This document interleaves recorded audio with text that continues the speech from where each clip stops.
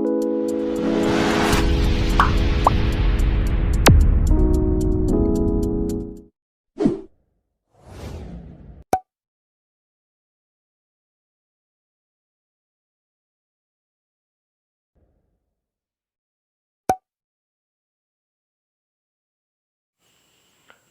बयखौबो गोरलै solution YouTube channel सिम फिन बरायहरनाय जाबाय तो दिनै जोङो 1 आगस्टनिफ्राय 40 days SSC GD crash course जों खालामगोन तो ओंखायनो बे क्रेश कोर्सखौ जायफोरा SSC GD एप्लाइ खालामदों बिथांमोना फ्री अफ कस्टआवनो मोननो हागोन तो ओंखायनो जोंनि चेनेलखौ जुदि साबस्क्राइब खालामाखैबा साबस्क्राइब खालामना लाबानो जाबाय आरो बेल आइकनखौ थुना होबानो जाबाय ओमफ्राय जोंनि बे क्रेश कोर्सआव जों मा मोनगोन बा माबायदि जोङो सोलोंगोन बेखौ आं एसे बुंना होनोसै बे क्रेश कोर्सआव जोङो रिजनिं इंलिश ग्रामार ओमफ्राय मैथ्स ओमफ्राय जेनेरेल एवारनेस बे मोनब्रै साबजेक्टखौ जोङो सावरायगोन तो जों मिथिगौ SSC GD नि क्रेश कोर्सआव मोनब्रै बाहागो फैयो बे मोनब्रै बाहागोनि मोनसे बाहागोआव 25 मार्क्स फैनाय नुनो मोनो आरो बे 25 को लोगो नांनानै जोंनिया टोटल नम्बरा जाहैबाय जोंनिया 100 मार्क्सनि बाट खोथाया जाहैबाय आगोलनि जा SSC GD फोर एग्जाम जायोमोन बे एग्जामफोराव जोंना नेगेटिभ मार्क्स गैयामोन माने जोंनिया जा मिस्टेक जादों बेनि थाखाय जोंनिया एक्सट्रा जोंना नेगेटिभ मार्किं होनाया गैयामोन बाट देग्लायनि जा 2021 जा गोदान SSC GD नोटिफिकेशन ओंखारदों बेवहाय नेगेटिभ मार्किंआ 2.25 करि होनाय जादों ओंखायनो जों जुदि बे बेलायाव नायनो थाङोबा देग्लायनि जा SSC GD नि एन्ट्रेन्स जागोन बे जोंनिया मार्क्स मोननायाव एसे आगोलनिख्रुइ एसे गोरा जागोन आरोना जिहेतु जोङो नेगेटिभ मार्किं दङ तो ओंखायनो जोङो सानि हनि जोङो मा खालामनांगोन एबार अपशनफोरखौ जोङो चुज खालामनांगोन बाट सिगांनिफ्रा मा खालामदोंमोन अपशनफोरखौ मिथियाबाबो जानला मानला होनानैबो जोङो मार्क्सखौ मोननो हादोंमोन बाट एबारनिया जोङो बेबायदि होबा जोंना मोननायनि चान्सआ गोब्राब तो ओंखायनो नोंथांमोननि थाखाय जोङो मोनसे मोजां माने गोमोथाव खौरां होननानै बुंजागोन आरोना बेखौ 40 days नि फ्री अफ कस्टआव जोङो क्रेश कोर्स फोसावदों बे जाबाय जोंनिया 1 आगस्टनिफ्राय सोलिगोन माने दिनैनिफ्राय नैबे जोंनिया गिबि पार्ट जागोन मेथ्सनि तो थिक बिदिनो मेथ्स बायदिनो जोंनिया जेनेरेल एवारनेसनि पार्ट सोलिगोन ओमफ्राय रिजनिंनि सोलिगोन इनिफ्राय इंलिश ग्रामारनि सोलोंगोन तो आरो बे क्रेश कोर्सआव नोंथांमोननो जा 40 days क्रेश कोर्स जागोन बेवहाय सानसेयाव माने मोनसे भिडियोआव 40 days नि मोनसे भिडियोआव जोंनिया 25 most important and related question जोङो सावरायगोन तो दा बे 25 मोस्ट एंड रिलेटेड क्वेश्चन खौ जुदि जोङो मोजाङै बुजिबा नोंना बै जा एन्ट्रेन्स एग्जाम जागोन तो बेवहाय मार्क्स मोजां मोनसे साबजेक्टआव 20+ मोननाया 25 नि बादाव 20+ मोननाया जोङो ग्यारान्टी होनो हायो आरोना बेखौ मानोना जोङो 40 daysआव मोनसे साबजेक्टनि बाहागोनि टोटल 1000+ जोङो क्वेश्चन डिस्कशन खालामगोन तो ओंखायनो मोस्ट इम्पोर्टेंट नै जोंनिया फ्री अफ कोर्सआ तो बेबायदि फ्री अफ कोर्सखौ नोंथांमोननि थाखाय जों जोबोर हार्ड वर्क खालामनानै बानायदों तो ओंखायनो नोंथांमोननि जुदि सापर्ट मोनोबा जों आरोबाव एक्साइटेड जानानै आरोबाव मोजां मोननानै बेबायदिनो मोजां फ्री कोर्स लाबोबाय थागोन होननानै जों आसा खालामनो हायो तो ओंखायनो जायफोरा SSC GD नि एप्लाइ खालामदों आरो नोंथांमोना जुदि भिडियोखौ नायदोंब्ला नोंथांमोना गावल' नायालासिनो जेसेबां हायो लोगोफोरनो शेयार खालामलायबानो जाबाय जायफोरा SSC GD एप्लाइ खालामदों आरो भिडियोखौ जोबजासिम नायबानो जाबाय जे आधा खावरा नायनानै बुजियाखै होननानै थाङोबा जानाय नङा मानोना जोङो जिहेतु जोंनो बयनोबो साख्रि नांगौ तो ओंखायनो जुदि साख्रि नांगौल' होनबा जानाय नङा जोङो मोजाङै जा जोङो बुजायगोन गासै सिलेबासखौ नायनांगोन दे नोंथांमोना नैबायदि नङा जे मेथ्सखौ आन्था नायबाबो जानाय नङा जोंना मेथ्सनि अनलि जोंना 25 मार्क्सल'सो फैगोन थ' ओंखायनो हार्ड वर्क खालामनांगोन थ' एसे जोङो टाइमखौ इउटिलाइज खालामनांगोन बे फरायनायाव आरो मोनसे खोथा आं बेवहायनो बुंखाना दोननोसै जे गोबाङानो सानो जे SSC GD बा डिफेन्सखौ जोङो साख्रि लानो नांगौबा जोङो खारबा बारबा बेफोरबायदि खालामबानो जोंना मोनो होनना सानो बाट बियो जोंना नेगेटिभ थिंकिं दानि जुगाव जोंना अनलि खारनो हाबानो जे डिफेन्सआव साख्रि मोनगोन बा SSC GD साख्रि मोनगोन बेबायदि नङा जोंनिया एन्ट्रेन्स एग्जामाव मास्ट बि जोंना मार्क्सखौ बुरजा मोननांगोन थ' बेवहाय जोंना एसे एनै मार्क्स मोनबा नोङो बै खारनायसिम नोंना सहैनाय नङा थ' ओंखायनो काटअफनि लोगोसे काटअफनि एसे हाइ मोनबा नोंना बै जा सिलेक्शन प्रसेस बेवहाय जेबो बादा गैयालासिनो नोङो इजिलि बेवहाय मा खालामनो हागोन हाबैनो हाहैगोन आरोना थ' ओंखायनो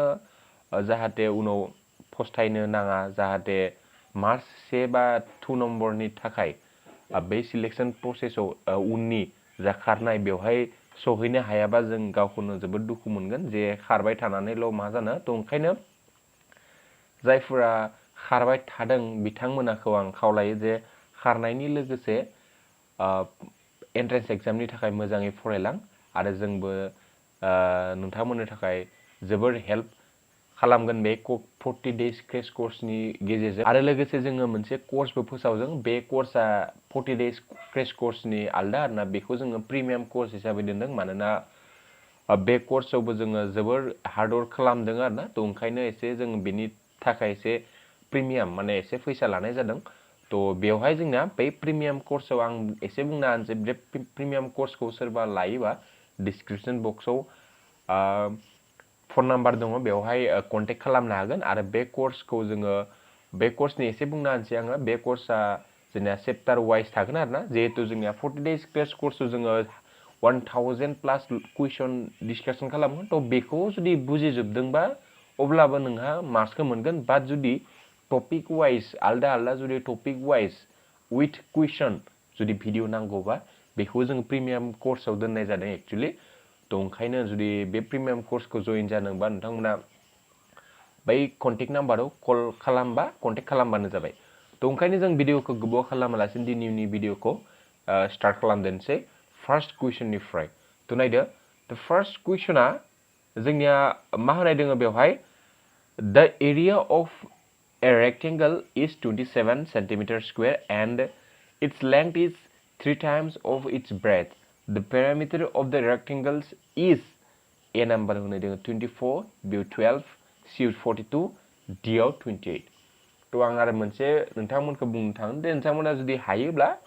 आं खालामना होनायनि सिगाङावनो खालामना हरनो ट्राइ खालामो आरोना आरो हायाबा नायलांबाय थाबानो जाबाय थ' नैबे जोंनिया क्लास 10 माने क्लास 10नि उन्दैनि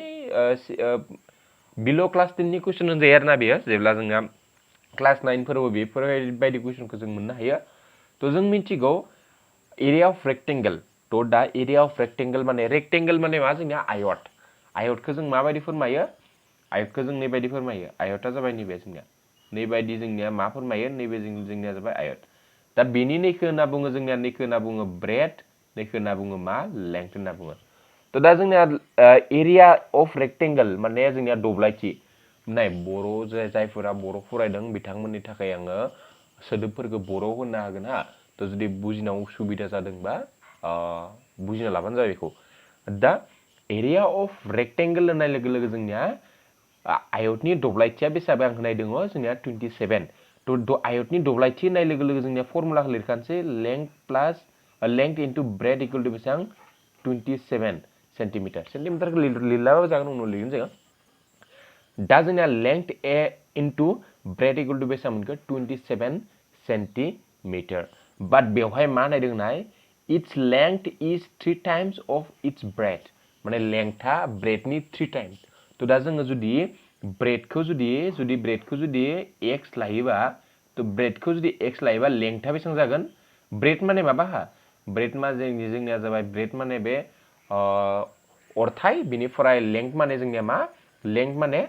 माने लावथाइ माने लावथाइया अरथाइनिख्रुइ 3 टाइम्स देरसिन आरोना अब्ला मा जागोन नैबे जोंनिया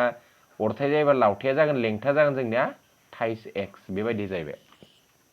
थ' अब्ला दा निउ फज'दो तो implies that नै लेंथआ जोंनिया मामोन या थाइजेक्समोन थाइजेक्स जों x खौ हमना लादों हा फर सानदोंमोन इनटु सानजाब b नि माना जोंनिया x इक्वल टु 27 तो implies that सानजाब दा नै मा जाखो थाइज x स्क्वायर इक्वल टु बेसां मोनखो जोंनिया नैथि 27 so implies that 3 जों नै 3 जों बेखौ दानबा मा 9 इनिफ्राय x स्क्वायर इनिफ्राय नै 9 खौ जों मा लिरनो हायो 3 स्क्वायर तो implies that x equal to मा जोंनिया 3 x इक्वल टु बेसां मोनखो 3 तो दा दैनाय जोंनिया अरथाया जोंनिया 3 जाहैबाय किन्तु लावथाया जोंनिया मा जागोन 3 जों 3 सानजाबा बेसे जागोन नैबे 9 नैबे 3 तो मा जाखो जोंनिया अरथाया 3 इनिफ्राय लावथाया 9 जाबाय जोंना क्वेश्चनाव मा दिहुननो होदों द पेरामिटार अफ द रेक्टेंगल इज पेरामिटार होननाय लोगो लोगो जों मा मिन्थियो बर'यै सोरगिदिं सीमा तो दा आयतनि सोरगिदिं सीमा दिहुननायनि फर्मुलाया जाबाय जोंनिया 2 इनटु लेंथ प्लस ब्रेथ तो इक्वल टू 2 सानजाब लेंथआ जोंनिया 9 मोन ना 9 सानजाब b आ जोंनिया मा अरथाया जोंनिया 3 इक्वल टू 2 सानजाब नैसोर मोननैखौ दाजाबबा 12 मोनबाय इसोर मोननैखौ सानजाबा बेसेबां मोनखो 24 दा जोंनिया एन्सारा बेसेबां जागोन फरायसा नोंथांमोन ए नाम्बार अपसना जोंनिया कारेक्ट एन्सार माने जोंनिया बेसेबां जाखो 24 जोङो मोननो हाबाय एबार नेक्स्ट क्वेश्चन खौ नायलायदो जोंना नेक्स्ट क्वेश्चना जाबाय study the table properly and answer by interpreting the data the table shows the percentage population of 5 districts in a state below poverty line and the proportion of males and females दा बेवहाय बे क्वेश्चनखौ जोङो बेबायदि जुदि डायग्रामनि मोनसे जोंनिया डायग्रामनि question बेबायदि फैखायो माने टेबलनि आरोना मेथ्सआव तो मोस्ट इम्पोर्टेन्ट क्वेश्चन होनजायो बेबो दा बेखौ जोंना मा दिहुननो होदों दा जोंनिया नैयावहाय नाय बेनि मोनसे रुल माबायदि दिहुनो बेनि स्ट्राक्चारखौ आं बुंनो हानि बेबायदि क्वेश्चननि नायदो the total population in D1 the D1 of total population जोंनिया बेसेबां होनाय दोङो D1 आव होनाय दोङो जोंनिया total population खौ जोंनिया नै बायदि होनाय दोङो नाय बेबायदिखौ माबायदि खालामगोन जों आं नोंथांमोननो शर्ट ट्रिकखौनो खोन्थाना होनसै बेवहाय बेनिफ्राय मा होनदों the number of females under below poverty line in the district D1 is जोंनिया मा दिहुननो होदों female under below poverty the female under below poverty नाय लोगो लोगो नाय below poverty line आरो नैबे above poverty line तो दा जों नैखिनाया जोंनिया दा नांला नैखिनाखौ जोंनो नाङा नैखिना टेबलनि नैखिना बाखौ जोंनो नाङा मानोना नैयाव मा दिहुननो होदों under below poverty बाट नैखिना मा जोंनिया above poverty तो ओंखायनो नाङा नैखिनाखौ जों बेखिनानिफ्राय दिहुनगोन below poverty निफ्राय जोङो दिहुनगोन दा बेवहाय जोंना जा होनाय दङ बेनि दिहुननाय फर्मुलाया नै बायदि जा जों आं बुंनानैसै सुंदुबो फार्स्ट दे नैयो जेसेबां होनाय दङ बेखौ लिरना ला नै बायदि दा जोंनिया बेखिना होनाय दङ बेखौ आं लिरना लाबाय नैया बेखिना होनाय दङ बिनि सिङावहाय बिनि साइडआव बिखौ बिदों माखौ सानजाब जोङो नै D1 आ बेसेबां पार्सेन्ट होनाय दङ पार्सेन्टेज अफ पपुलेसन बिलो पभार्टी लाइन बे बेसेबां होनाय दङ नाय D1 आ बेसेबां दङ 15 तो दा बेथिं जोङो नैयाव मा ला जोङो बेवहाय जोङो 15 लाजागोन आरोना तो बेनिफ्राय नायदो बेनिफ्राय जोङो बिनि सिङाव मा होगोन नायदो बिनि सिङाव जोङो नैसोर मोननैखौ दाजाब नैयाव जोङो नैबे 15 आ जिहेतु जोंनिया पार्सेन्टेज बिनि सिङाव जों मा होनांगोन बिनि सिङाव जों 100 होनांगोन मोनसे बेनिफ्राय नै 30,000 नि सिङाव जोङो नैसोर मोननै नाय बिलो पभार्टी लाइन नै मोनसे मेल आरो फिमेलनि रेशियो बेखौ गोसो लाखिबाय आरोना नैबे मेलनि जाबाय 2 फिमेलनिया जाबाय 3 तो बिसोर मोननैखौ दाजाबबा जों D1 खौसो नायगोन हा नैबे D1 दङ ना थिक बिदिनो D2 होयोबा नै D2 खौ नायगोन D3 बा D3 नायगोन D4 बा बेबायदि नायगोन आरोना जों दा D1 होनाय दङ ना जों D1 खौ नायबाय जोंनिया D1 आव बेसेबां दङ बिसोर मोननैनि दाजाबखौ 5 नैयाव जों मा होखो 5 होबाय बेनिफ्राय दा जोंनियाव फिमेल होदों ना फिमेल होदोंबा फिमेल मोनसेया मा जागोन 3 जागोन तो बे फिमेलनिखौ जोङो बे साव लिरगोन जों 3 खौ तो बेबायदि जोंनिया खालामगोन बेबायदि आरोना रुला तो आं खेबसे एगेन बुंफिननानै फार्स्ट अफ अल जोंनिया टोटेल पपुलेशनखौ गोजौहाय लिरगोन बेनिफ्राय नै पार्सेन्टेजखौ गोजौहाय लिरनानै बिनि सिङाव 100 होगोन बिनिफ्राय नै बिलो पभार्टी लाइननि मेल फिमेलखौ जोङो दाजाबगोन दाजाबना जा मोनगोन बेखौ सिङाव लिरगोन बिनिफ्राय नियाव जों जुदि फिमेल दिहुननो होदोंबा फिमेलखौ साव होगोन बेनिफ्राय मेल दिहुननो होदोंबा मेल बाहागोनि रेशियोखौ जोङो साव लिरगोन तो बेखिनियानो तो दा खालामदो 1 2 ओमफ्राय नैबे बिसोर मोननैया दानजाबाय बेनिफ्राय नै 5 जों नैबे दानजागोन बेसेबां 5 सानजाब 3 बेसेबां 15 तो दा मा मोनखो नैबे जाबाय जोंनिया 300 बेसेबां मोनखो नैबे 300 सानजाब नैबे 3 जों 3 सानजाब बेसेबां 9 स' इक्वल टु 3 जों बेखौ सानजाब बेसेबां 2700 तो नाय एन्सारा जोंनिया बेसेबां मोनगोन एन्सार इज सी नाम्बार अपसना जाबाय जोंनिया 2700 एकदम गोरलै दा नेक्स्ट कुइसनखौ नायलायदो नेक्स्ट कुइसनाबो जोंनिया एकदम मोस्ट इम्पर्टेन्टबो होनजायो बेबायदि मोनसेबाबो नङा मोनसे फैखाथारदो जोंनिया नायदो the value of 30 divide 6 into 5 of 2 plus 3 minus 12 3 into 2 is equal to जोंना बेखिनाखौ जोङो केलकुलेसन खालामबा जोंनिया मा मोनसे राइट जागोन जों बेखौ सोंदों दा बेखौ जुदि नोंथांमोना हायाबा कमेन्ट बक्सनि थ्रुजों खिन्था हरबानो जाबाय मानोना बेखौ एक्चुअली जों हानो नांगौमोन बेयो जोंनिया सिम्पलथार आरोना जोंना बेखौ बेबायदि जुदि कुइसन फैयोबा जों मोनसे खोथा गोसोआव लाखिनांगोन जोङो बर्डमास होनायनि मोनसे रुल सोलोंनांगोन मा रुल जोंनिया बर्डमास जोङो बर्डमास रुलखौ मिन्थिबासो जोङो बेखौ जोङो इजिली जोङो सल्भ खालामनो हागोन बर्डमास माने बी माने ब्रेकेट माने जोङो फार्स्ट अफ अल ब्रेकेटखौ खालामग्रोगोन बिनिफ्राय अफ माने जों नै बायदि होनाय दोंना अफ बे अफखौ जोङो खालामग्रोगोन ब्रेकेटनि उनाव ब्रेकेटखौ खालामखांनायनि उनावनो जोङो अफखौ खालामगोन ओमफ्राय डिविजन माने जोङो रानग्रोगोन बेनिफ्राय माल्टिप्लिकेशन खालामगोन माने जों सानजाबग्रोगोन बेनिफ्राय एडिशन माने जोङो मा खालामगोन दाजाबग्रोगोन बिनि उनाव जोङो दानख'गोन दाजाबनाय आरो दानख'नायखौ जोङो ज' खालामबाबो अरजाया बा जोंनिया बाखि खिनिखौ जोङो खिन्थु फार्स्ट दं बेखौनो खालामनांगोन तो फार्स्ट अफ अल जोङो नैयावहाय जोङो ब्रेकेट खालामग्रोयोब्ला दा मा दोङो बेवहाय दा नायदो जोंनिया बेबायदि दोङोमोन 30 नैबायदि राननाय इनिफ्राय 6 सानजाब नैयाव 5 दोंमोन बिनिफ्राय नैयाव अफ दोंमोन इनिफ्राय 2 दाजाब 3 इथिं आंनि जागा थोजालियाना इनखायनो इथिं लिरबाय आङो माइनास 12 3 सानजाब 2 दा बेवहाय जोङो ब्रेकेटखौ खालामग्रोनांगोन ब्रेकेटखौ नोंसोर मोननैखौ खालामग्रोनि नै ब्रेकेटखौ खालामग्रोनि आङो होमबाना मा जागोन 30 डिवाइड 6 सानजाब 5 नैयावथ' अफानो जाबाय इनिफ्राय नोंसोर ब्रेकेट खालामग्रोबाय जागोन 2 दाजाब 3 बेसेबां 5 माइनास 12 सानजाब बिसोर मोननै ब्रेकेट खालामबा 6 दा बेवहाय जोंनिया ब्रेकेटनि खामानिया जोब्बाय नै ब्रेकेटनिया जोब्बाय एबार अफ माने अफ जेराव दं बेखौ खालामग्रोनि तो दा अफखौ खालामग्रोनोसै जोङो अफखौ खालामबा नोंसोर मोननैखौ जोङो सानजाबग्रोनांगोन बिसोर मोननैखौ अफखौ जिहेतु खालामगोन नाय अफ माने जोंनिया अफ माने मा बुस्थु अफ माने सानजाबनाय हा अफ माने मा होनना बुजिगोन जोङो अफ माने जोंनिया मा सानजाबना जाना थानायखौ बुजायो तो अब्ला जों 5 जों 5 सानजाबाय बेसेबां जोंनिया बेसेबां मोनखो नै जाबाय 25 इनिफ्राय बाखि नैबे 12 सानजाब 6 एबार नै अफनि खामानिया जोब्बाय एबार डिविजन माने जोंनिया रानलायदो बेखौ रानबा जों बेसेबां मोनगोन बेखौ रानबा 3 जों 6 जों 30 खौ रानबा जोंनिया 5 मोनबाय 5 सानजाब 25 माइनास 12 सानजाब 6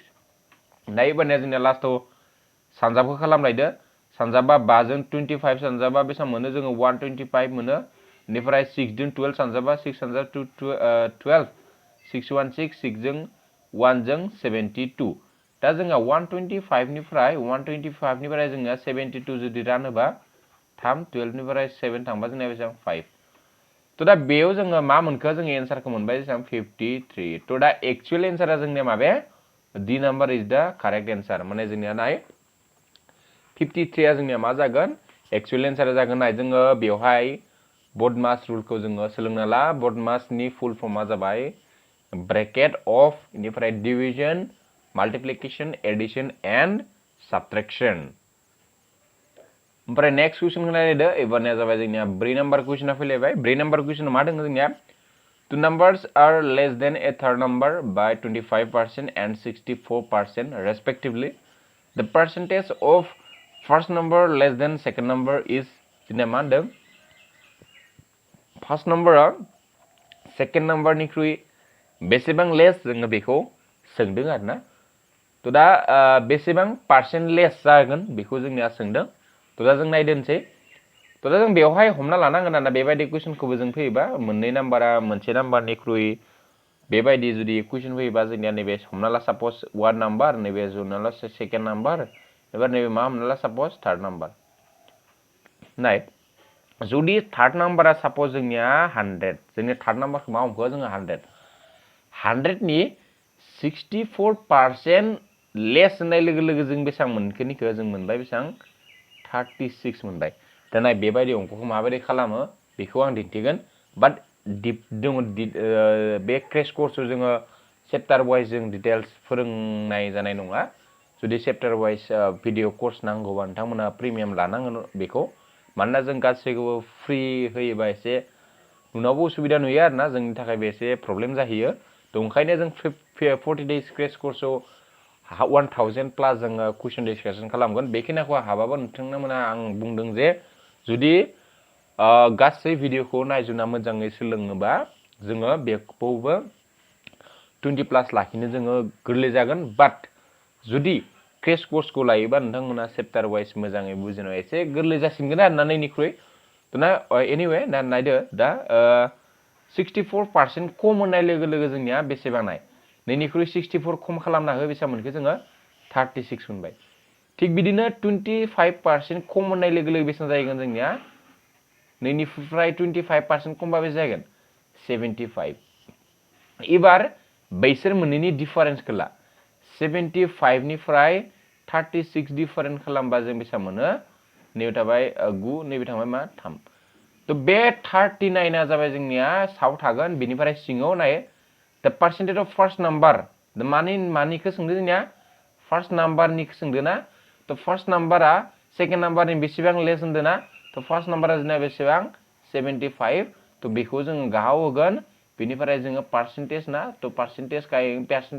पार्सेन्टेज दिहुननो होदोंना ओंखाय जोङो बिथिं मा होगोन 100 होगोन थ' बेबायदि खालामगोन थ' स्टेपा माबायदि जोंना नाय आरो खेबसे एगेन बुंफैनि आङो स्टेपा नैबायदि कुइसननि थ' 1 2 3 जों हमना लाबाय थ' 3 खौ जोङो 100 हमना लाबाय बिनि 64% खम होननाय लोगो लोगो जोङो 100 नि 65 माने लेस होदोंना ने लेस देन होन्दोंना ओंखायनो 64 निफ्राय जोङो 100 माइनास खालामबा 36 जाबाय थिग बिदिनो 25 माइनास खालामबा जोङो 75 मोनबाय थ' बेनिफ्राय बिसोर मोननैखौ दानख'ना जों 39 होदो बेनिफ्राय नैयाव 39 होबाय बेनिफ्राय जोंनिया मा नाम्बारनि जोंनिया बे नाम्बारनि लेसखौ दिहुननो होदों फार्स्ट नाम्बार थ' फार्स्ट नाम्बारा जोंनिया गाव थाबाय थ' ओमफ्राय दा रानना होदो बेसेबां मोननो नायदो थ' 75 खौ 5 जों रानबा बेसेबां 5 जों रानबा 5 सानजाब 1 5 बेनिफ्राय नैथिं 5 थांगोन बेनिफ्राय नैबे जोंनिया बेसे थांगोन 5 जों रानबा 20 बेनिफ्राय नैबे 5 जों रानबा 3 नैबे 5 जों रानबा बेसेबां 4 बेनिफ्राय नैबे 5 जों 3 जों नैबे थाङो बेसेबां 3 सानजाब 1 3 बेनिफ्राय 3 सानजाब 9 बेनिफ्राय नैखौ बिजों रानदो 4 सानजाब 3 बेसेबां 12 बेनिफ्राय नैबे बेसेबां मोनखो 5 थ' जोंनिया बेसेबां मा मोनखो दा 52% जाबाय जोंनिया डि नाम्बारा जोंनिया मा जाखो कारेक्ट एन्सार थ' दा जोङो नेक्स्ट कुइसनखौ नायलायदो फर सानदोंमोन थ' जोंनिया 5 नाम्बार कुइसना नायदो द भेलु of 25 of 4 minus 30 plus 2 square plus 18 is दा नैबे जोंनिया दानि बायदि बर्ड मासुल दिनै नाय नैफोरो जोंनिया नाय नैबायदि सानना जे बेबायदि कुइसना जोंनिया एसएससि जिडिआव फैया बेबायदि नङा बे जा जों कुइसन सावरायदों बे जोंनिया 2019 नि मायबा मोनसे डेटआव फैनाय लोगोसे मोननैसो इम्पोर्टेन्ट कुइसन दङ थ' ओंखायनो थ' बेफोरखौ इजिबाबो आरोना बेबायदिनो फैयो मानोना जोंनिया मदारेट फैयो आरोना मोननैसो दा 25 नि जोंनिया 15 कुइसन बा 10 कुइसन जोंनिया मस्ट एकदम इजि कुइसन होगोन बेनिफ्राय जोंनिया एसे बिनि 10% जोंनिया माबा होगोन मा होनदों एसे हार्ड होगोन बिनि 20% एसे मिडियाम साइजनि होगोन बेबायदि होगोन आरोना थ' ओंखायनो जा जोंनिया गोरलै होननानै नेग्लेक्ट खालामनाङा आरोना जों बेफोर गोरलैयाबो फैयो गोराबो फैगोन मिडियामबो फैगोन बेबायदि लोगो नांनासो जोंनिया पेपार सेट खालामग्राफ्रा खालामो नैबायदि नङा जे एकदम गासैबो गोरा होगोन बेबायदि नङा बेवहायनो गोराबो थागोन इजिबो थागोन आरो मिडियाम साइजनि पेपारबो थागोन माने कुइसनबो थागोन आरोना थ' दा जोंना एगेन नै बर्ड मास रुल फैबाय बर्ड मास रुलखौ आं दानि बुजायखाबाय फार्स्ट ब्रेकेटखौ खालामो थ' आं बेखौ डाइरेक्ट गोलाव खालामला नैखौनो खालामदोंसै 2 सानजाब 2 4 4 जों नैखौ दाजाबाय बेसेबां जाखो नैबे 22 जाबाय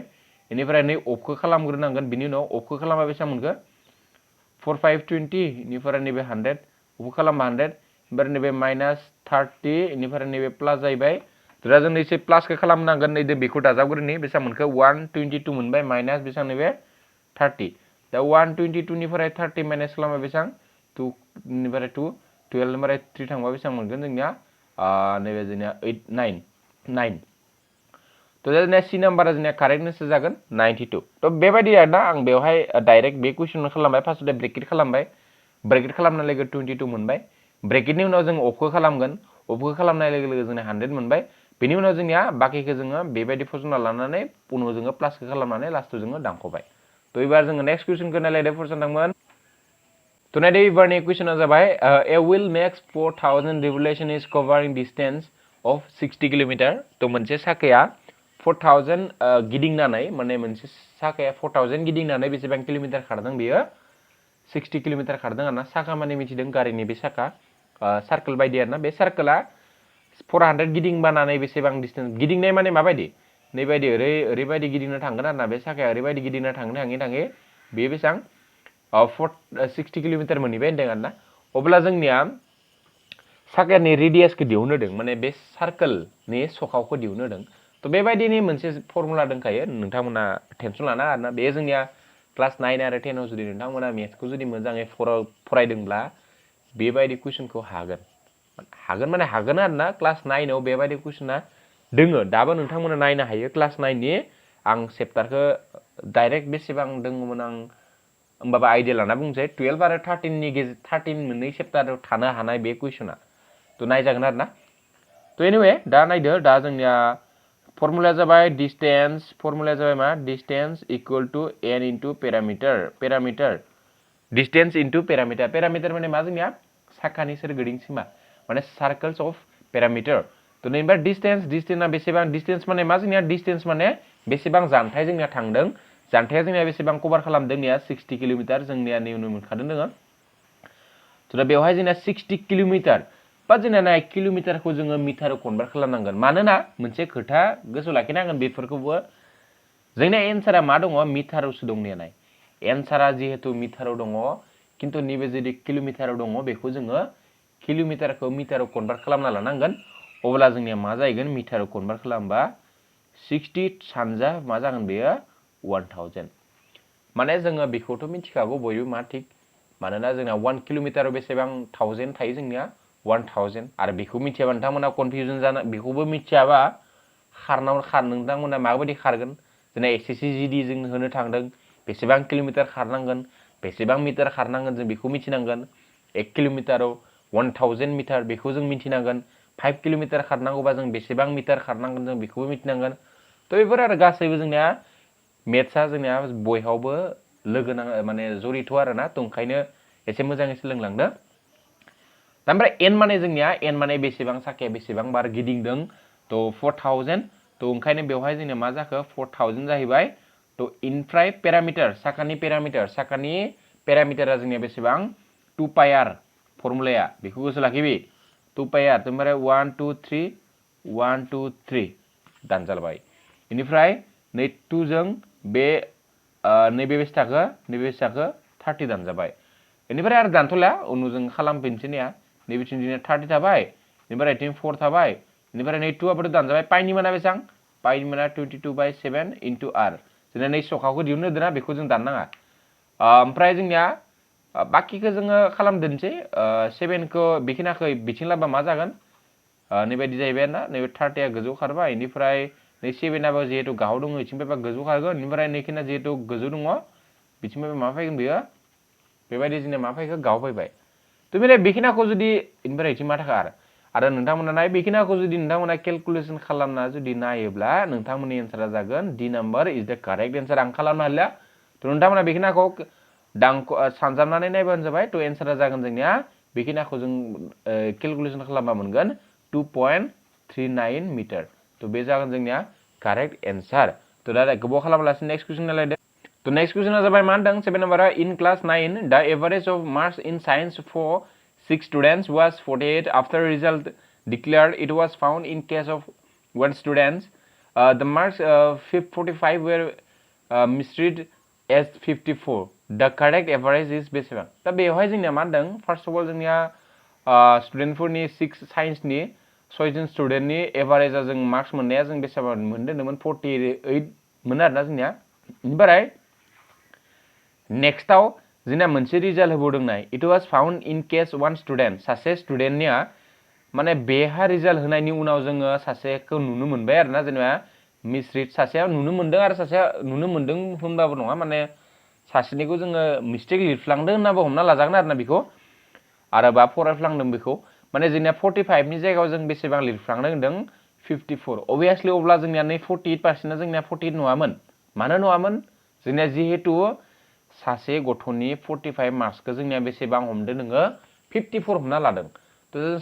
सासे गथ'नि मार्क्सखौ जोङो 45 खौनो जोङो 54 हमनानै जोङो जिहेतु पार्सेन्टेजखौ दिहुननाव 48 मोनदों अब्ला जोंनिया जुदि एक्चुअलखौ जों दाननानै 45 हममारनायमोनब्ला जोंनि एभारेजआ बेसेबां जागौमोन जों बेखौ सोंदों अबियासलि होमबा जोंनिया नै मोनसे जानाय नङा बे मोनसेयाबो जानाय नङा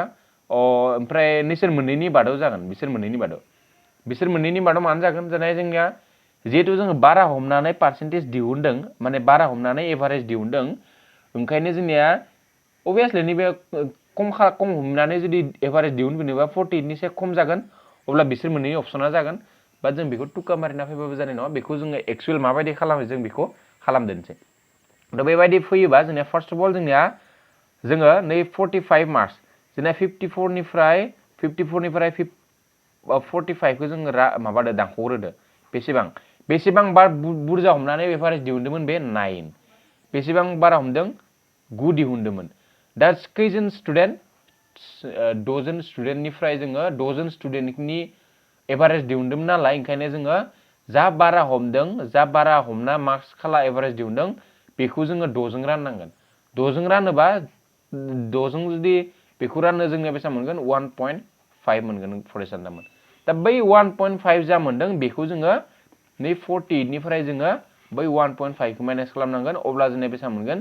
46.50 मोननो हागोन जोङो तो ओंखायनो एन्सारा मा जागोन जोंनिया बि नाम्बारा जोंनिया कारेक्ट एन्सार जागोन तो नेक्स्ट कुइसन रायलायदो तो एबारनियाबो एकदम गोरलै होनजायो आरोना कुइसना दानिनि बायदिनो बेखौ एक्चुअली जोङो आं नोंथांमोननो खालामना होआबाबो जायोमोन मानोना जों बेखौ दानिनो खालामखांबायमोन बाट अब्लाबो जोङो बेखौ खालामदोंसै एगेन खालामदोंसै खिन्थु एसे नैबे एसे आलदा आरोना कुइसना तो टेबोला दानिनियानो 2 नाम्बार जों खालामनाय बायदिनो तो बेबायदिनो मोनसे टेबोल होनानै मोनथाम कुइसन होगोन मोनसे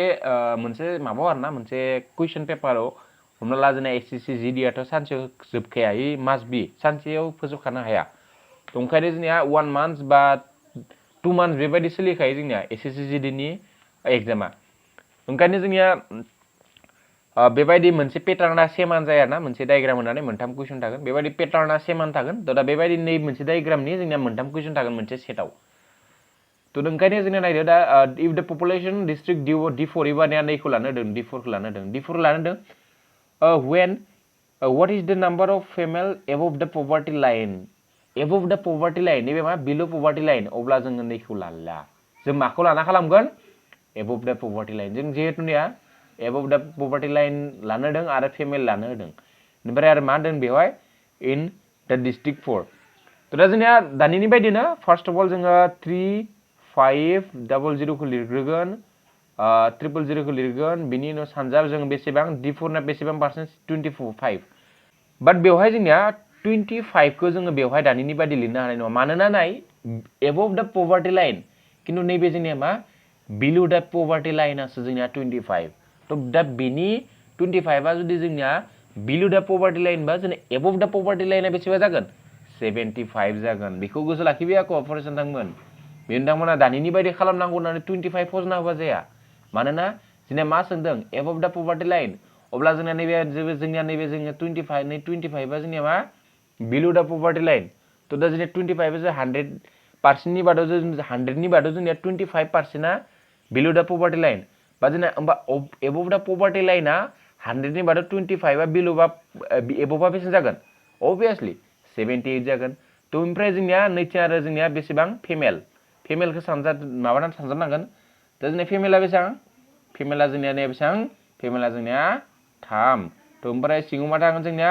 सिङाव नैनि सिङाव जाबाय नैनि सिङाव जोंनिया 100 जाबाय बेनि सिङाव नैनि सिङाव बिसोरनि दाजाबगा 7 जागोन जोंनिया 7 तो बेबायदि ओमफ्राय जोंनिया माबादो 1 2 नैबे दानजाबाय बेबो दानजाबाय बेनिफ्राय 7 जों नैबे दानजागोन 7 जों नैबे दानजागोन बेसां 7 5 50 बेबायदि दानजाबाय तो दा सानजाबदो आरोना 50 जों 75 सानजाबदो 75 जों 50 सानजाबदो ओमफ्राय 25 35 37 ओमफ्राय आरो अगेन 3 सानजाबनांगोन 3 सानजाबा 0 15 21 22 9 22 ना 9 11 नैबे 11 जागोन आरोना तो 11250 11250 जोंनिया सी नाम्बारा जोंनिया मा जागोन करेक्ट आंसर जागोन तो नेक्स्ट क्वेश्चन नायलायदो तो एबार 2 नाम्बार क्वेश्चना जाबाय in a class the average age of 40 students is 12 years when teachers age is included to it the average increased by 1 the age of teacher is नैबायदि क्वेश्चननि बेबायदि फर्मेटनि क्वेश्चननि मोनसे short trick दङ बेखौ आं बुंना होनसै तो जोंना बेवहाय मा खालामदों जोंनिया मोनसे एड खालामदों ना बेवहाय नाय बे जोंनिया 40 स्टुडेन्टनि एभारेजआ 12 years मोन जोंनिया इनिफ्राय जोंनिया टीचार एज इनक्लुडेड बेबायदि जुदि इनक्लुडेड खालामनानै एभारेजआ जुदि नैबायदि बारायोबा बेबायदि बारायनायनि जोंनिया मोनसे बारायनाय आरो खमायनाय माने एभारेज थाखानायखौ माने मोनसे जायखिजाया सासे मानसि एड खालामनानै बेबायदि एभारेजआ इनक्रिज जानाय बा बारायनाय बिनि मोनसे फर्मुला दङ दा बे फर्मुलाखौ आङो बुंना होनसै दा जोंना एज दिहुननो होदों ना that the age of teacher तो बेनि फर्मुलाया जाबाय नैबे एज इक्वल टू जोंना मा जागोन age equal to A plus minus मा जायो A plus minus X N plus मा 1 तो बेवहाय मा बुजिखो ए माने जोंना जेसेबां एभारेजमोन ए माने जोंनिया बेसेबांमोन एभारेजमोन इनिफ्राय जोंनिया नै एक्सआ जाबाय जोंनिया बेसेबां इनक्रिज जादों आरोना ओमफ्राय जोंना नै एनआ टोटल नाम्बार अफ बेसेबां स्टुडेन्टनि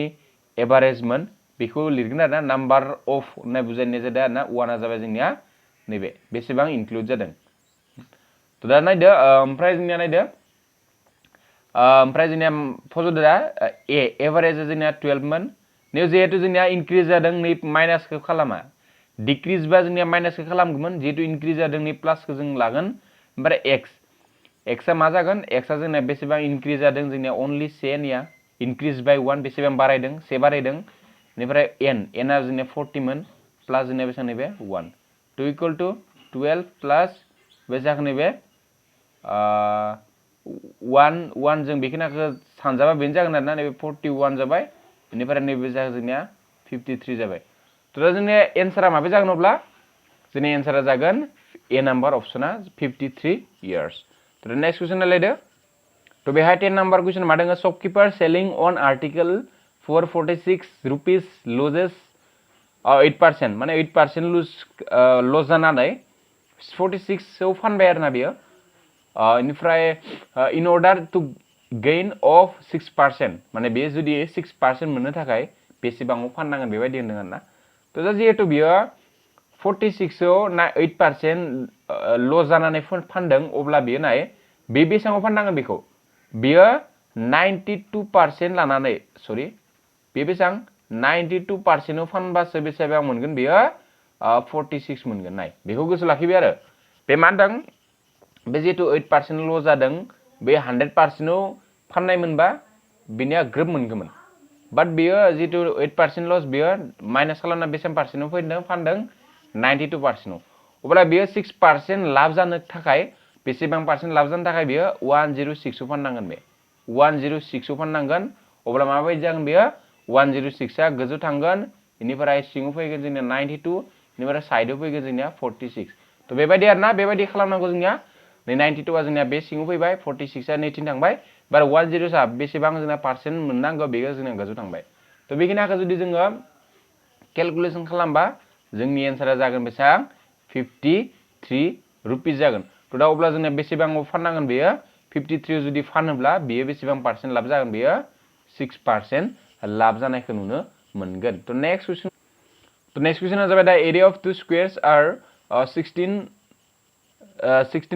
16:9 माने जोंना रेशियो नायदों आरोना एरिया मोननैनि तो एरिया स्क्वायरनि एरिया जोंनि फर्मुलाया मा माने हाखान्थि स्क्वायर माने इखो मा होनगोन जोंनिया मोनसे माबानि साइडनि स्क्वायर आरोना साइड स्क्वायरबो होनना बुङो जोङो स्क्वायर माने जों मिथियो स्क्वायर माने मा स्क्वायर माने जोंनिया आंनिया डायग्रामा जायाखैबो जानानै एसे डाइरेक्ट ग्रोब स्क्वायर माने बेजों गासैबो समान आरोना तो बेनि आरो नै एरिया दिहुननाय फर्मुलाया जोंनिया मा साइड स्क्वायर इनिफ्राय नै पेरामिटार दिहुननाय फर्मुलाया जाबाय जोंनिया 4 इनटु साइड साइड माने आखान्थिया माने मोनसे आखान्थि आरोना आखान्थिया जिहेतु गासैबो समान दा जिहेतु जोङो एरिया स्क्वायर होनदों ना तो दा a1 स्क्वायर इनिफ्राय a2 स्क्वायर इक्वल टु बेसेबां हमखो जोङो 16/9 बेबायदि हमबाय गिबि स्क्वायरनि आखान्थिखौ जों a1 हमबाय इनिफ्राय नेक्स्ट स्क्वायरनि आखान्थिखौ जों a2 हमबाय तो इमप्लाइज दैट जोंनो नैखौ जुदि बर्ग खालामबा जोंना नैबे a1 बाय a2 जाबाय इनिफ्राय नैबे जोंनो दानजाबा जोंथिं बेसेबां 4/3 तो a1 आ जोंना बेसेबां मोनखो a1 खौ जों 4 मोनबाय इनिफ्राय a2 खौ जों मोनबाय बेसेबां a2 खौ जों मोनबाय 3 मोनबाय आरोना बेखौ तो ओमफ्राय जोंनिया दा पेरामिटार दिहुननो होदों दा रेशियो अफ देयर पेरामिटार दा पेरामिटारनि रेशियो दिहुननो होदों दा होमबा 4a1 रेशियो 4a2 दिहुनबानो जाबाय आरोना ओमफ्राय जोंनिया 4 जों नै a1 4 नैबे 16 जाबाय 16 रेशियो नैबे 12 16 12 नैबे जोंनिया डी नाम्बार अपसना जोंनिया कारेक्ट एन्सार जागोन आरोना तो दा नेक्स्ट क्वेश्चन नायलायदो तो नायदो बे the difference between upper limit and lower limit of the class interval is तो दा जोंनिया बेवहाय lower limit आरो बे जोंनिया बेबायदि कुइसन बेबो फैदोंमोन आरोना तो बे जोंनिया बेखौ होनो जोङो क्लास साइज होनना बुङो बेखौ माने difference between lower limit and अपार लिमिट नि जोङो बेखौ मा होनगोन क्लास साइज होनगोन आरो मालाबा जोंना क्लास इंटरवलबो होननाय जायो तो दा नेक्स्ट क्वेश्चन नायलायदो तो नायदो 13 क्वेश्चना इन हाउ मेनी इयर्स ए सम will be thrice of it at the rate of interest 5% per annum तो जोंना बेवहाय जोंनिया हमना ला थाइस ए सम विल बी थाइस होनना बुंदों ना माने बेसेबां होनदों थाइस मोनहैयो होनदों आरोना दा हमना ला 1 जायोबा जोंनिया थाङै बेसेबां मोनहैयो होनदों बेसेबां माबाव आरोना बेसेबां इयार जोंनिया 5% करि हमोबा जोंना मा जायो होनदों 3 जायो होनदों आरोना तो बेसेबां बारायखौ अब्ला जोंनिया बेसेबां सिम्पल इंटरेस्ट बेसेबां मोनखो बेयो सिम्पल इंटरेस्ट बेसेबां बारायखो 1 निफ्राय थाइसनिया विल बी थ्राइस होनदोंमोन ना माने से थाङै बेसेबां बारायखो हमना ला 3 तो बेसेबां पार्सेन्ट बारायखो बेसेबां सिम्पल इंटरेस्ट बारायखो 2 तो दा 2 जाबाय जोंना सिम्पल इंटरेस्ट हमनांगोन बिनिफ्राय जोंना सिम्पल इंटरेस्टखौ दिहुनबानो जोंनिया फर्मुलाजोंनो जोङो बेखौ खालामनो हागोन तो दा एसआई इक्वल टु जोंनिया मा पी आर टी बाय बेसेबां जोंनिया 100 तो ना जों थाइस नाय लोगो 1 निफ्राय 3 बारायदों जोंनिया सिम्पल इंटरेस्टखौ 2 हमना लाबाय जोङो 2 इक्वल टु पी आ मा जोंनिया बेसेबां फैसा माबादोंमोन जोंनिया 1 निफ्रायथ' 3 जाहैदों ना तो पी आ 1 जागोन ओमफ्राय आर रेट अफ इंटरेस्ट बेसेबां 5 इनिफ्राय टी खौ जोङो दिहुननांगौ टाइमखौ बेसेबां इयार तो निउजों 100 ओमफ्राय जोंना नैथिं माबादो जोंना नैथिं 200 जाबाय इनिफ्राय 200 जों नैथिं खालामबा जोंना बेसेबां मोनगोन आई थिंक 40 मोनगोन जां नायदो 200 खौ जोङो 5 जों राननांगोन ना 5 जों रानबा बेसेबां 40 बेसेबां मोनखो दा जोंना 40 इयार्स टिनि मानखौ जों बेसेबां मोनखो टिनि मानखौ जों मोनबाय 40 इयार्स माने टाइमा बेसेबां जागोन जोंनिया 40 इयार्स जोंनिया बिसिनि जाहैगोन आरोना तो जोंनिया मा होनदों if x plus y is to x minus y equal to 3 to 2 then x square plus y square ratio x square minus y square is the ratio of this माने बेखौना नेखिनानि रेशियोखौ दिहुननो दाना बेखिनानि रेशियोखौ बेखिनाव जोङो फर्स्ट अफ अल जोङो x आरो y नि मानखौ दिहुननांगोन बेबायदि क्वेश्चननि जों मा दिहुननांगोन x and y नि मानखौ जोङो मास्ट बि दिहुनना लाग्रोनांगोन तो बेबायदि क्वेश्चन जुदि फैयोब्ला जोंना नायदो फैयोब्ला जों मा खालामनांगोन x plus y निफ्राय x plus y बेबायदि खेबसे होग्रो ओमफ्राय गोजौहाय मा खालामदों गोजौहाय प्लास सिङाव माइनास नाय फर्स्ट अफ अल जोङो नै फार्स्ट मोनसेखौ सायावबो फज' सिङावबो फज'ना ला बेनिफ्राय सायाव बिनि उननियाव सायाव प्लास हो सिङाव माइनास हो बेनिफ्राय जोङो नेक्स्टआव जोङो नै साइडजों जोङो प्लास माइनास होनायनि उनाव जोङो नै मोनसेखौ फज' दा x माइनास y दोङो ना नैयाव x माइनास y फज' गावबो मा जागोन x माइनास y फज'नांगोन बाट नै माइनास दोङो ना नैबे माइनासआ बे माइनासखौ थांनानै प्लास खालामबाय तो थिग बिदिनो बिथिंबो नै आनै फार्स्टआव दे 3खौ सा सिं फज'ग्रोना ला ओमफ्राय गोजौहाय प्लास सिङावहाय माइनास बा नै साइडथिं मा दङ 2 इथिंबो 2 बिथिंबो 2 बेबायदि खालामनांगोन बेबायदि कुइसन फैबा गोसोआव लाखिबि फार्स्टआव दे जोंनिया नैखौ जोङो सासिं फज'नानै बे साइडथिं प्लास माइनास होनानै बेखौ फज'गोन थिग बिदिनो नैथिनिखौबो 3खौ फार्स्ट मोनसेखौ जोंना सासिं फज'नानै बेखौ प्लास माइनास होनानै बेखौ फज' बेबायदि आरोना थ' ओमफ्राय जोंनिया नैबे वाइजों मा जाखो केन्सेल एक्सजों मा जाखो केन्सेल थ' जोंनिया साव मा थाखो साव जाबाय 2x सिङाव थाबाय 2y इकुवेल टु नैबे मा जाखो जोंनिया 5/1 थ' नैबे केन्सेल थ' x इकुवेल टु मा जाखो x equal to 5 y equal to मा जाखो 1 थ' दा बेवहाय जोंनिया मानखौ फज'नो हादों थ' बेयो जोंनिया मामोन x स्क्वायर y स्क्वायर ना थ' 5 स्क्वायर प्लास 1 स्क्वायर जागोन बेनिफ्राय निउ नायदो 5 square minus 1 square equal to जोंनिया मा जागोन नैबे 25 26 जाहैबाय नैबे 26 नैबे 24 जाहैगोन अब्ला जोंनिया बे रेशियो दंना बे रेशियोटा गैया जों बेखौ राननो हायो एक्चुअली नैबे 13 जाहैबाय एबार नैबे 12 जाहैबाय थ' बे जागोन 13 रेशियो 12 13 रेशियो 12 बाबो जोङो जोंनिया नै सी नाम्बार अपशना जोंनिया मा करेक्ट एन्सार थ' नेक्स्ट कुइसनखौ नायलायदो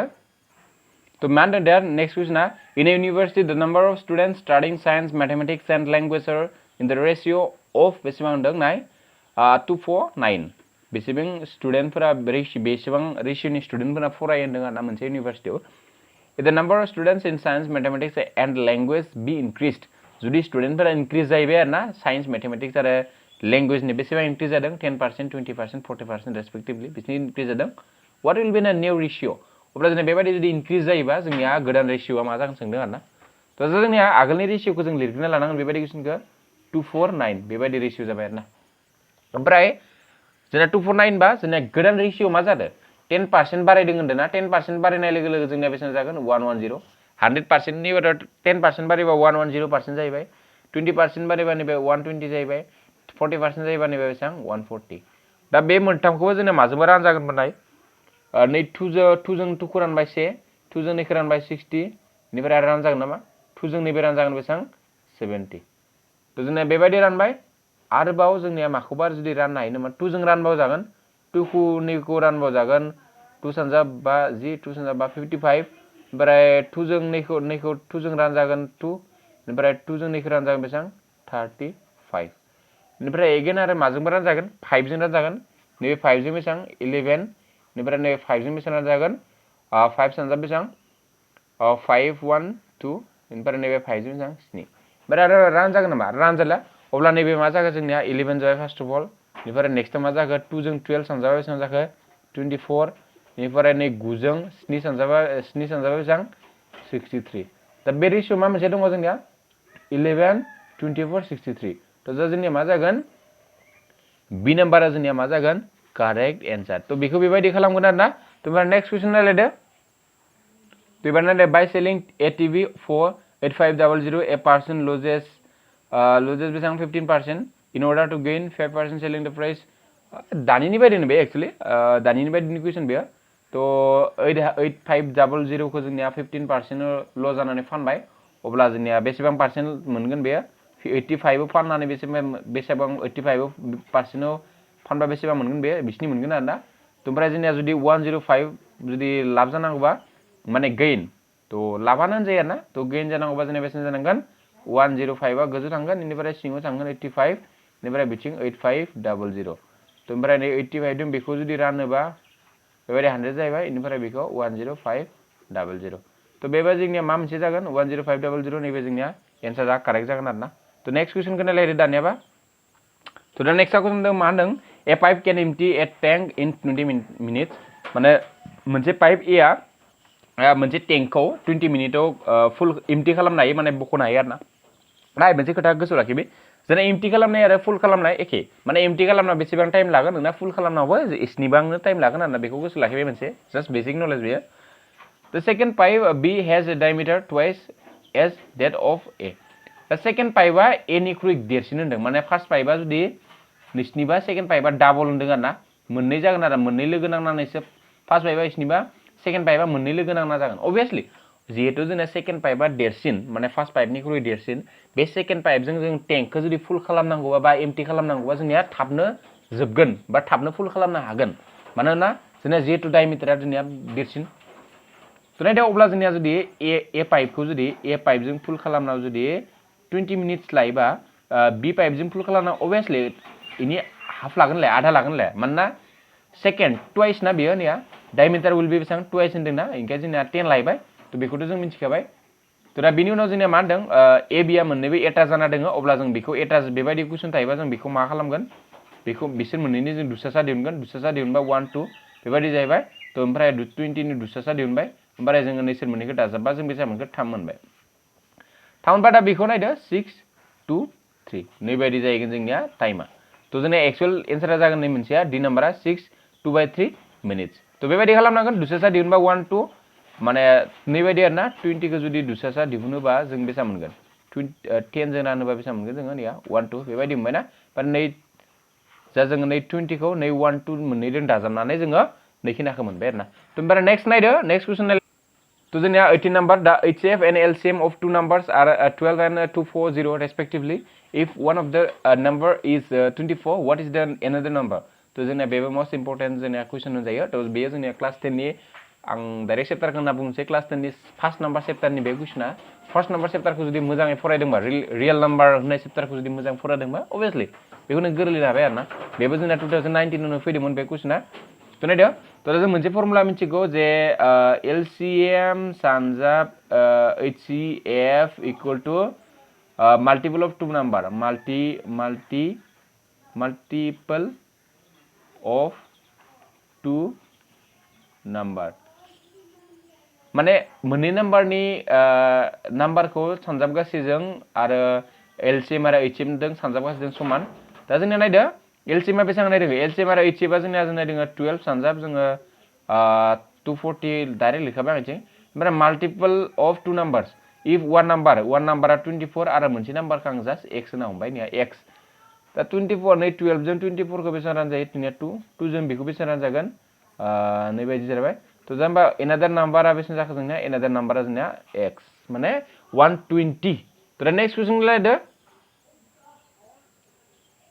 नायदो मा होनदों बेयाव Rama and Hari can together finish a piece of work in 15 days बेसेबां डेज कमप्लिट खालामो 15 days कमप्लिट खालामो आरोना Rama works twice as a faster as Hari तो बेयाव जोङो नायदो बेवहाय जोङो रामा एन्ड हरि सानै मानसि दङ किन्तु रामाया माने फास्ट खालामो आरोना हरिनिख्रुइ नायनाया रामा वर्क्स ट्वाइस एज फास्ट हरि माने हरिया मोनसे खालामखांबा रामाया मोननै खालामखागोन आरोना तो बेबायदि होनदों आरोना बेवहाय तो अब्ला नायदो जोंनिया 2 आरो 1 जाहैबाय तो अब्ला देन हरि केन फिनिश वर्क अब्ला हरिया बेसेबां डेजआव बे मोनसे खामानिखौ फिनिश खालामनो हागोन होनना बुंदों आरोना तो अब्ला जोंनिया 15 जेसेबां डेजआव खानैदो लोगो नांना खालामगोन बेखौ गोजौहाय लिरगोन ओमफ्राय सिङाव लिरगोन हरिया बेसेबां खालामो जोंनिया सानसेयाव 1 इनिफ्राय जोंनिया मा जागोन सानजाब 3 माने टोटेल बिसोर सानैया बेसेबां खालामो सानसेयाव 2 + 1 बेसेबां 3 तो अब्ला नाय हरि जि जायनिखौ दिहुनदों बिनि खामानिखौ जोंनिया बिनि मावनाय बाहागो सिङाव लिरगोन इनिफ्राय बिथिं सानजाबनायखौ जोङो बिसोर लोगो नांनायखौ लिरगोन ओमफ्राय गोजौहाय जोंनिया बेसेबां खामानि बे खामानिखौ बेसेबां खानैदो फोजोबो आरोना ज' नांनानै अब्ला जोंनिया बेसेबां जागोन एन्सारा जागोन जोंनिया इखौ जोङो केलकुलेसन खालामबा जागोन जोंनिया 45 जोंनिया ए नाम्बारा जोंनिया कारेक्ट एन्सार जाहैगोन आरो तो नेक्स्ट क्वेश्चन तो जोंनिया नेक्स्ट क्वेश्चन जाबाय two numbers are 20% 40% more than the third number respectively the rest of the first and second number is तो नैबे एकदम गोरलै दानिनि बायदिनो बुजायखाबाय इखौ 1 नम्बर 2 नम्बर इनिफ्राय 3 नम्बर बेबायदि हमना खालामनांगोन तो नैबे जुदि जोंनिया 100 जायोबा नेक्स्टआ मा होनदों थर्ड नम्बर मोर देन होनदोंना तो फार्स्ट आरो 2 नम्बरा नैबे जोंनिया माबा जानो 140 नैबे जोंनिया 120 जुदि 100 जायोबा बे 120 निया 20% बारा इनिफ्राय 40% जाबा 140 तो अब्ला जोंनिया खालामदो रेशियोखौ दिहुनदो 120 140 नैबे 0 दानबाय 2 जों नैबे 6 नैबे 7 तो बे जाखोमबा रेशियोआ 6:7 तो अब्ला जोंनिया सी नम्बरा मा जागोन कारेक्ट एन्सार जागोन दा नेक्स्ट क्वेश्चन नायदो तो बेवहाय मा होनदों दा compound interest on an amount of for 2 years at 5% per annum compounded माने बोसोरसेयाव बिसिनि बाराय होनो ना 5% गुदि तो एनुअली इज 205 दा simple interest is the simple interest दिहुननो होदों ना बेवहाय जोङो ट्रिक बाहायगोन तो दा 7 बोसोराव दा हमना ला सपोज 7 बोसोराव 2 years नि थाखाय होनदों हा 2 years बिसिनि बारायनो 7 बोसोराव 100 बारायबाय सपोज बा 2 year 100 बारायगोन नाय जोंनिया सिम्पल इंटरेस्टआ जोंनिया जेसेबां बाराय बिसनिनो बारायबाय थागोन कम्पाउन्ड इन्ट्रेस्ट माने जुदि नों फैसा होआबा बे इन्ट्रेस्टनिनो इन्ट्रेस्ट जेसेबां मोननो गोनांमोन बिनिनो आरो पार्सेन्ट लायगोन बेखौनो जों कम्पाउन्ड इन्ट्रेस्ट होनना बुङो नालाय त ओमफ्राय नाय 1 इयाराव जोंनिया 100 मोनबाय दा बे 100 खौ होयैयाव बेनिया 5% बारायगोन बे 100 नि 5% बा 5 बारायगोन obviously त किन्तु नेक्स्ट बोसोराव जोंनिया बे 5 खौ मोना नेक्स्ट बोसोराव बे 3 इयार्स नि दिहुनबासो जों आरो नै एक्सट्रा 5% खौ जों हमनांगोन जोंनिया अब्ला जोंनिया सिम्पल इन्ट्रेस्ट बेसे जागोन सिम्पल इन्ट्रेस्टआ निया डाइरेक्ट मोनखाबाय एसआइ आ जोंनिया बेसे जागोन 200 नै 5% आ जोंनिया मा कम्पाउन्ड इन्ट्रेस्टआव गोलैहैबाय आरोना त जोंनि एन्सारा जागोन 200 त बेबायदि सिम्पल मेथडआव बेखौ जोङो खालामहैनो हायो आरोना त नेक्स्ट कुइसन नायलायदो त नेक्स्ट कुइसना जाबाय the distance between two station is 500 kilometre त बेखौ एसे एक्चुअली एसे माबा आरोना बेयो मा होनदों एसे बुजायनो गोनां दं बेवहाय त नायदो हमना ला मोनसे नैबे स्टेशन मोननै स्टेशन नैबे ए आरो नैबे मा बी बिनि डिस्टेन्सआ बेसेबां बिनि डिस्टेन्सआ जोंनिया बेसेबां 500 किलोमीटर 500 किलोमीटर होनदों ना आनिया स्टेशन बिटुइन डिस्टेन्स मा डिस्टेन्स बिटुइन टू स्टेशन 500 बे ए आरो बी निया 500 ए ट्रेन स्टार्ट्स फ्रम स्टेशन ए माने मोनसे ट्रेना ए निफ्राय स्टार्ट जाबाय आरोना खैटायाव स्टार्ट जादों नै मोनसे ट्रेना ए निफ्राय स्टार्ट जाबाय इथिं 9 AM आव स्टार्ट जादों आरोना 9 AM आव स्टार्ट जादों बेनिफ्राय टुवार्ड्स स्टेशन बी माने स्टेशन बी सिम थांदों आरोना ए निफ्राय ए आव स्टार्ट जानानै बी सिम थांदों आरो बेसेबां किलोमीटर थांदों बे 60 kilometre per hour 60 kilometre per hour थांदों आरो 60 किलोमीटर पर आवर थांदों बा नेक्स्ट आरो एना जादों मोनसे ट्रेना 10 बाजाव नै बी निफ्राय 10 बाजाव 10 AM आव स्टार्ट जादों आरोना 10 AM आव स्टार्ट जानानै बे ए थिं थांदों 40 किलोमीटर पर आवर बेसेबां थांदों 40 किलोमीटर पर आवर थांदों आरोना बेयो नैथिनिफ्राय तब्ला नाय जोंना नै 10 ता मोन ना त मोनसे ट्रेना नैथिनिफ्राय 10 ता नैबे 10 AM हा नैबे 10 AM आव थांदों नैथिना 9 AM त अब्ला 1 आवारा जोंना 60 किलोमीटर खारोबा नै 1 आवाराव जोंना हमना ला नैथिं 60 किलोमीटर खारबाय त अब्ला जोङो ट्रेना निउ दङ आरोना नै 80 निफ्राय फैनाय ट्रेना निउ दङ नैखिना जायगायाव दङ आरोना नै खैटा जाफैखिनियाव 1 आवार थांबा निउ 10 ता जाफैबाय नाय नैथिनि फैनाय ट्रेना नैखिनाव थाबायबाय नैथिनि फैनाय ट्रेना नैखिनाव थाबायबाय अब्ला नैखिना डिस्टेन्सआ बेसेबां दङ दा बेखिना डिस्टेन्सआ बेसेबां दङ 60 किलोमीटर जुदि थाङोबा बेसेबां जागोन 440 बेखिना थाहैबाय नाय बेखौ गोसो लाखिबे इम्पोर्टेन्ट आरोना बेवहाय जोंनिया त मा जाखो जोंनिया बेखिना मा बुजायखो माने जोंनिया मोननै ट्रेनाबो दा 10 ता बाजाव नैथिनि ट्रेना नै मोनसे जायगायाव दङ बा 10 आव नैथिनि ट्रेना महा दङ बेवहाय दङ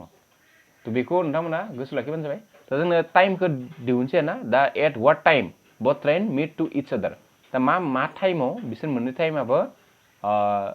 लोगो नांलायगोन आरोना इच अदर होनना बुंदों गावजों गाव लोगो नांलायगोन माने सौदाव फैगोन आरोना जिहेतु सौदाव हागोन अबवियासलि मानोना जोंनिया टुवार्ड्स बिथिं नैथिनिफ्राय फैदों बिथिंनिफ्राय फैदों बाट सौदावनायफोरखौ जोंनो इयाव लिरनो होखायाना आं जास्ट बुजायदों जों बेखौ जों मिथिगौ time equal to speed distance into speed तो टाइम इक्वल टू मा डिस्टेंस बाय स्पीड बेखौथ' मिथियागौ डिस्टेंसआ बेसेबां 440 निया 440 स्पीडआ बेसेबां स्पीडआ जोंनिया 40 आरो मोनसेया बेसेबां प्लस 60 मोननैखौ दाजाबनांगोन दै दा नैबे 100 जाहैबाय एबा नैबे 440 जाहैबाय नैबे 00 केन्सेल निफ्राय नैबे 2 जों जुदि रानोबा नैबे 22 निफ्राय नैबे 2 जों रानोबा 5 जाहैबाय ना 22 निफ्राय जोंनिया मा बायदि मोनखो 4/2/5 त बेबायदि जाहैबाय 4/2/5 दा 4/2/5 खौ जोंना 4 आवर 4 into 2/5 hours दा 4 hours of 4 hours to 2/5 खौ जोङो मा होनदों मिनिट तो जों लांनोसै आरोना बेखौ तो नायनोसै दा 25 into बेसेबां 60 तो नायदो 5 जों बेखौ रानबा बेसेबां 12 मोनगोन इक्वल बेसेबां 24 तो नाय 4 hours 24 minutes जोङो मा खालामनांगोन बेखौ एड खालामनांगोन दा नाय 10 ता 10 निफ्राय नैखिनाखौ एड खालामनांगोन जोङो 10 मा जागोन 10 12 1 2 नङा 10 11 12 1 2 224 माने जोंना बेसेबां सौदाव बेसेबां लोगो जागोन बेसेबां मिट जागोन 224 PM आव 224 PM आ डी नम्बर ऑप्शना जोंनिया करेक्ट आंसर तो नेक्स्ट क्वेश्चन होलाय माने ए traders allows two successive L discount of 5% each on the market price of a sofa set for 24500 the selling price of a sofa set is तुनादे बेवहाय जोंनिया बेखौ खालामनांगौबा जोङो 2450 बेबायदि लिरनांगोन ओमफ्राय जिहेतु 5% टू सक्सेसिव डिसकाउन्ट होन्दों ना तो ओंखायनो जोंना खननै लिरनांगोन बिसोर 95 into 100 95 into 100 बेखिनियानो आरोना जोंना तो ओमफ्राय बेखौ केलकुलेसन खालामबानो जों मोनगोन 0000 ओमफ्राय बाखि केलकुलेसन खालामबा जों बेसेबां मोनगोन आं खालामना लाखादों नालाय जों डाइरेक्ट खालामखानोसै 22111125 बेखिनिखौ मोननाय जाबाय तो जोंना नेक्स्ट कुइसन नायलायदो थाबैनो जों कमप्लिट खालामनो ट्राइ खालामदों तो नेक्स्ट कुइसन नायलायदो नेक्स्ट कुइसन जाबाय जोंनि a train is moving at 72 km/h the distance covered in 15 minutes by the train is तो जोंनिया बे मोस्ट इम्पोर्टेन्ट कुइसन आरो बे क्लास 10 खौ जुदि हायोबा नोंथांमोना बेखौ इजिलि सल्व खालामनो हायो आरोना जों मिथियागौ स्पीड इक्वल टू जों मिथियागौ मा speed equal to distance by time जोंनो मा दिहुननो दों द डिस्टेंस कभार माने जों डिस्टेंसखौ दिहुननो दों तो अब्ला जोंना डिस्टेंस इक्वल टू मा जागोन स्पीड इनटू टाइम तो जोंना किलोमिटार दङ ना टेनसन गैला होमबा जों मिनिटखौ खिन्थु जोङो मिनिटखौ जों आवाराव लांनांगोन मिनिटखौ आवाराव लांबा जों 60 दो राननांगोन आरोना तो जोंना स्पीडा जोंना 72 into 15 by 60 खौ मानो रानखो जोङो टाइमाथ' जोंना 15 मिनिट्समोन बाट जोंनि 60 राननायनि ओंथियानो जाबाय जोंना मिनिटखौ आवाराव जोङो कनभार्ट खालामबाय तो बेखौ जोङो दा खालामदो 5 जों नैबे 3 5 जों नैबे बेसे थांगोन 5 1 12 नैबे 3 जों नैबे 4 4 जों नैबे बेसे थांखो 4 1 इनिफ्राय नैबे 18 तो दा जोंना बेसेबां मोनखो 18 किलोमिटार तो जोंना एन्सारा जागोन ए नाम्बार अपसना तो जों नेक्स्ट कुइसनखौ नायलायदो फर्सन थांगोन नेक्स्ट कुइसना मा दोङो तो नेक्स्ट कुइसना जोंना 25 नैबे जोंनिया लास्ट कुइसन होनजागोन जोंना जों आं दानिबो होनदों जे जोङो मोनसे भिडिअ माने मोनसे डे खालि बे फार्स्ट डे नालाय आं लिरनानै होखादों ने बेवहाय फार्स्ट डेआव जोङो 25 सावरायगोन बेबायदिनो सेकेन्ड डेआव जोङो 25 सावरायगोन मोस्ट इम्पोर्टेन्ट लोगोसे प्रिभियास इयार थागोन बेवहाय बेबायदि नङा दे नोंथांमोना बेबायदि कुइसन फैखाया होननानै नोंथांमोना दा सानखाथार मानोना जोङो जा कुइसन सावरायदों बियो आगोल फैखांखानाय आरो लोगोसे इम्पोर्टेन्ट फैथावना तो ओंखायनो गोसो होबानो जाबाय एबार माने दानिनि टेबलनिफ्रायनो आं होनदों जे दानिनि टेबलनिफ्रायनो जोंना मोनथाम बेबायदि कुइसन फैयो दा नायदो नैबे स्टाडि दा बेफोरखौ फरायना होले आङो नैबे माने दा इफ दा टोटल पपुलेशन इज डिस्ट्रिक्ट D3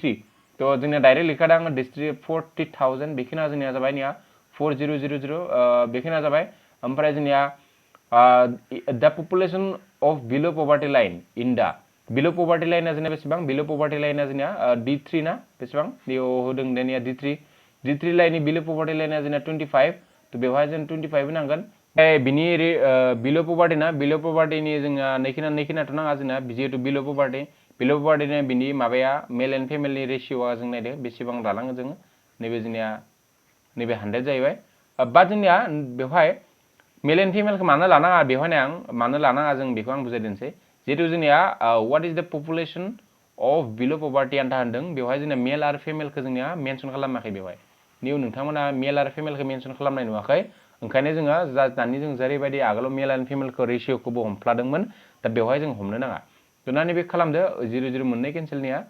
बाखि केलकुलेसन खालामना होदो 0 मोननै जाबाय इनिफ्राय नै 4 जों 5 जों सानजाबा 2800 102 10,000 तो होमबारा जोंना एन्सारा जागोन नैबे ए नाम्बारा जोंना कारेक्ट एन्सार जाहैगोन